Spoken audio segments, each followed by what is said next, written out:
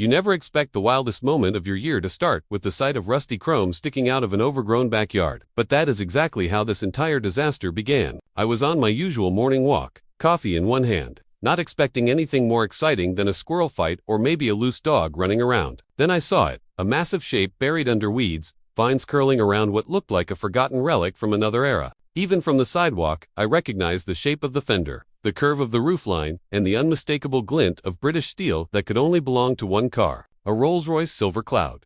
Most people would have shrugged and kept walking. Most people would have seen a junk heap, a rotting corpse of a vehicle left to die behind an abandoned property. But not me. I have spent years restoring old classics, breathing life back into forgotten machines. And the moment my eyes landed on it, something clicked. That wasn't trash. That was treasure. The property had recently been put up for liquidation after the elderly owner passed away. His children were selling everything quickly just to get the place emptied out. With permission, I walked onto the lot, brushed away vines, and confirmed it. A 1960s Rolls Royce Silver Cloud, neglected but not beyond saving. The leather seats were cracked, the body was rusted, the paint was peeling, and the engine bay looked like a home for raccoons. Yet beneath the decay was history, craftsmanship, and potential. I negotiated a price, signed the paperwork, received a bill of sale, and arranged transport to my driveway. The next morning, trouble arrived, wearing a bathrobe and a permanent scowl. Karen, the neighborhood's self-appointed enforcer, alarm system, and moral compass. She marched toward my driveway like she was leading a parade of disapproval, hands on hips, eyes locked on the rolls like it had personally insulted her. "What is that doing here?" she screeched. I took a sip of coffee, staying patient. "Restoration project."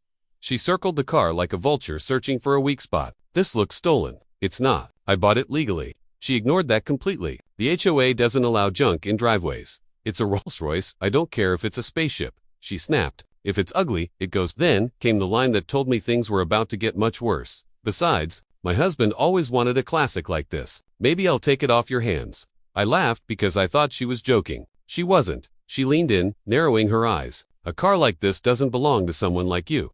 Then she stormed off, muttering about calling the HOA board. I assumed it would end there, but I was wrong. It was only the beginning. By noon the following day, I had the tools laid out, gloves on, and a plan ready. The Silver Cloud was going to be my biggest project of the year, and I was excited. The sun was shining, birds were chirping, and the sound of my socket wrench clicking felt like therapy. Then the piece shattered. Karen reappeared, this time dressed like she was ready for war. She had a notebook, a phone out, and an energy that suggested she had been rehearsing whatever came next. "I made some calls," she announced, strutting up the driveway as if she owned it. "This vehicle violates at least 4 neighborhood standards. It must be removed." I set down my wrench. "Karen, it's not abandoned. I'm restoring it. I have every right." She cut me off with a dramatic sigh. "You don't understand how property values work. Your rusty heap is dragging down the entire block. It's worth more than your SUV, even in this condition." I muttered. She gasped, like I had slapped her. "Excuse me, my vehicle is a top of the line. It's a 2012 compact crossover with 3 different bumper colors." I said, "Relax." Karen looked like steam might physically shoot out of her ears. She pulled her phone out and started snapping pictures aggressively, each click sounding like a threat. "I'll be sending these to the HOA board," she said. "They'll take care of this." "Take care of what?" "Me, legally owning something. You won't get away with this," she said, pointing at me like a villain in a low-budget movie. Then she marched away. I tried to focus on my work, but I couldn't shake the feeling she wasn't done. And I was right. An hour later, a trio of HOA board members appeared, matching polished clipboards, the whole cliché. One cleared his throat. "We've had a complaint." "I'm sure you have," I said. "Let me guess, from Karen." "We can't disclose complainant identities," he said stiffly. I rolled my eyes. They walked around the car, whispering among themselves, trying to look official. One tapped the fender like he was performing a medical exam. "This appears to be non-operational," he declared. "It's a restoration project," I said again, "and that is allowed. Check the guidelines." They didn't like that answer. Karen suddenly popped out from behind them like she'd been hiding there the whole time. "It's stolen," she shouted. "It's not. It belonged to the previous owner of the house across the street," she insisted. "That makes it community property." I stared at her. "Karen, that is the dumbest thing I have ever heard."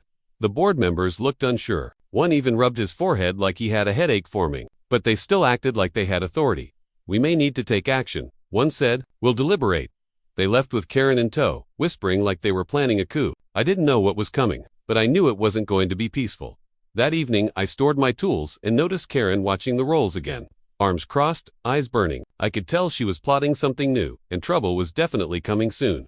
The morning after the HOA meeting disaster, something felt off, like the air itself was holding its breath. I stepped onto my porch with a cup of coffee, hoping to get a quiet moment before diving back into the Silver Cloud's restoration. But as soon as I opened the door, I saw it. Karen standing in the middle of my driveway, hands on hips, staring at my Rolls Royce like it had personally insulted her ancestors. She didn't notice me, not at first. She was too busy circling the car, her eyes narrow and calculating, like she was inspecting evidence before a courtroom jury.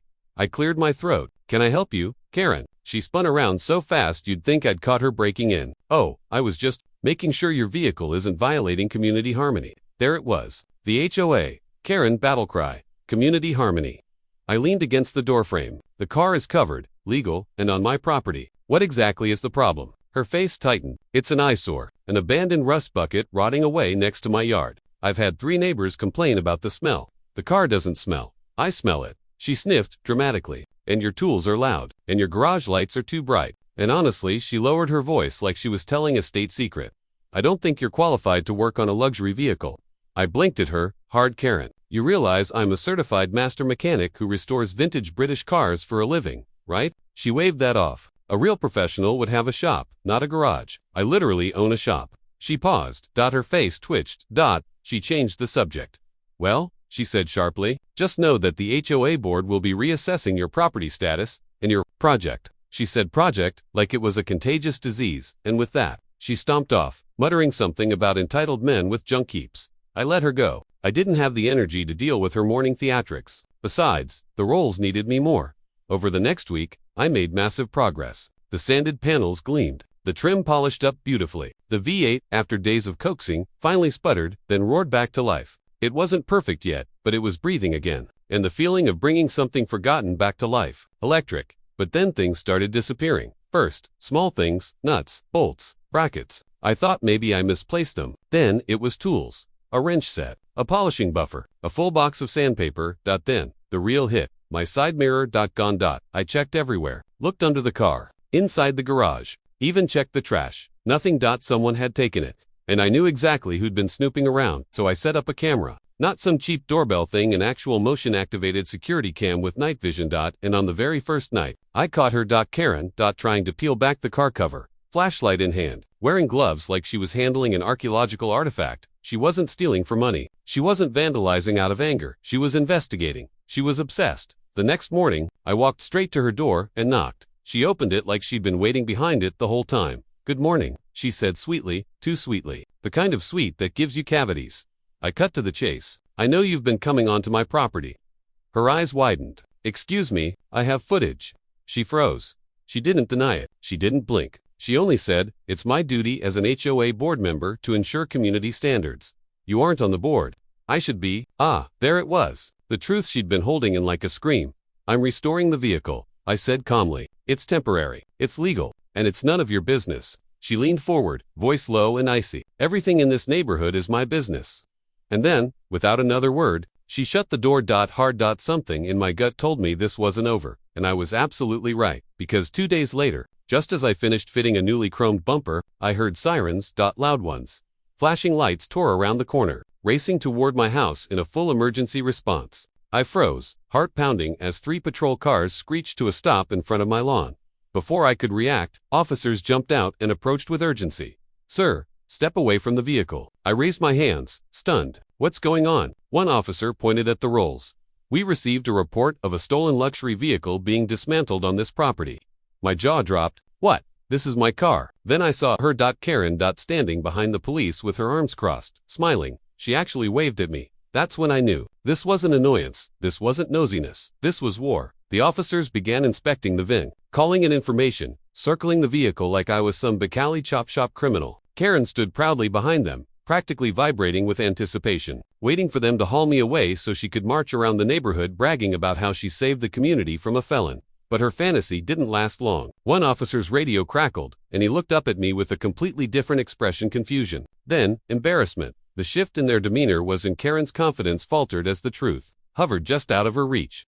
The officer's radio crackled, and everything on my driveway seemed to freeze. The tension felt thick enough to slice through with a wrench. One of the officers stepped aside, listened carefully to the dispatcher, then turned back toward me with an expression that instantly shifted from suspicion to apology. Karen's victorious smirk faltered the moment she noticed the change. She tried to reposition herself so the officers would see her as the helpful hero. But the universe wasn't working in her favor anymore. The officer cleared his throat and said, "Sir, everything checks out. This car is legally yours." Karen blinked rapidly, her mouth tightening as if someone had pulled invisible strings on each corner. "There must be some mistake," she said, taking a step forward. "He's dismantling a luxury car. That's what chop shops do. I've watched documentaries." The officer raised a hand to silence her, and she froze with one finger still lifted like she had been paused mid-lap. "Ma'am," he said, "the documentation is legitimate. The VIN matches. The purchase record is verified." He gave me a nod of respect. "He's restoring it, not stealing it." Karen's face twisted like someone had fed her a lemon dipped in vinegar. She sputtered, but, it looks stolen." Her argument weakened with each word. "Nobody in this neighborhood owns a Rolls. It's suspicious." The officer held back a laugh. "Owning rare things isn't a crime." Her jaw dropped. So far, I could swear I heard a clicking sound. When she failed to form the next protest, the officer continued. "We also have concerns about the false report filed this morning. Dispatch logged multiple urgent claims that turned out to be untrue." The moment he said false report, Karen stiffened like she'd been turned to marble. Her eyes darted between the officers, searching for an escape route, but none existed. The lead officer stepped toward her, his tone firm. "Ma'am, filing a knowingly false police report is a serious offense. You triggered an emergency response. That means resources were diverted from real emergencies." Karen's hands began trembling. "I wasn't lying," she whispered. "I was protecting the neighborhood." The officer shook his head. "You accused your neighbor of grand theft auto with no evidence." For a split second, I almost felt bad for her but then she shot me a venomous glare filled with the same entitlement she had been throwing at me since day one.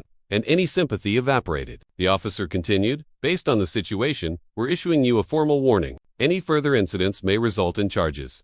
Karen staggered back like she had been physically struck. "This is absurd," she yelled. "You're all taking his side. He's been disturbing the peace with tools, lights, and noise." I spoke before the officers could answer. "Karen, I work standard hours. Every tool reading is within allowable noise levels. I log everything. I'm a mechanic, not a criminal." Her face flushed bright red. "This isn't over," she hissed, but her voice cracked. The officers exchanged looks, and one finally said, "Ma'am, it actually is. You need to head home now." Karen clenched her fists, trembling with rage, then spun around and marched back to her house, stomping like a toddler denied candy in a grocery store aisle. As soon as she was gone, the officers relaxed. One even smiled. "Sorry about that," he said. "We get a few calls like this each year, but this one was unique."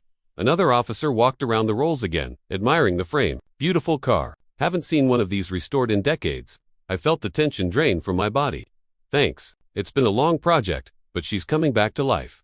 They chatted with genuine interest, asked a few questions about the restoration, then eventually packed up and left, leaving me alone with the Silver Cloud and a new sense of resolve. The neighborhood grew quiet over the next few days, almost suspiciously quiet. Karen, who normally patrolled the sidewalk like a cranky guard dog, vanished. No yelling, no lecturing, no surprise driveway inspections. It was unsettling but wonderfully peaceful. I focused on finishing the restoration, wet sanding the last layers of paint, installing the custom-stitched leather interior, polishing the chrome until it gleamed like a mirror. Piece by piece, the Rolls transformed from a forgotten relic into a resurrected masterpiece. The day I finally rolled it out of the garage, it looked unreal smooth silver body, shimmering in the sunlight. White wall tires, glowing, engine humming like a perfectly tuned instrument. Neighbors emerged from their houses, drawn by the sound and shine. They cheered, complimented, asked questions, and snapped photos. Even the grumpiest residents smiled. Then the inevitable happened. Karen's door swung open. She stepped onto her porch, staring at the gleaming silver cloud with wide, furious eyes, as if I had committed a personal betrayal by succeeding.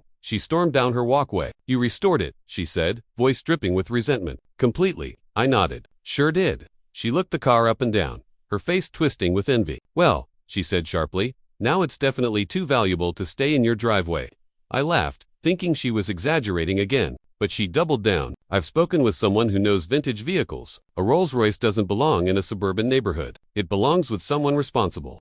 I folded my arms. "You're not responsible for my property." She stepped closer. "I'm giving you one more chance to do the right thing. Hand over the keys. My husband has already prepared paperwork." I stared at her, stunned. "Karen, that's not paperwork. That's delusion." Her lips tightened. She reached toward the door handle. I blocked her instantly. "Touch it again, and you'll meet the officer who warned you last week." As if fate wanted to highlight my words, a patrol car turned onto the street at that exact moment. Karen panicked. She backed away so fast she nearly tripped over her own shoes. The officer recognized her immediately. "Ma'am," he called out, "are we going to have another issue today?" Karen stammered. "No, I was just admiring." He shook his head. "Then admire from a distance."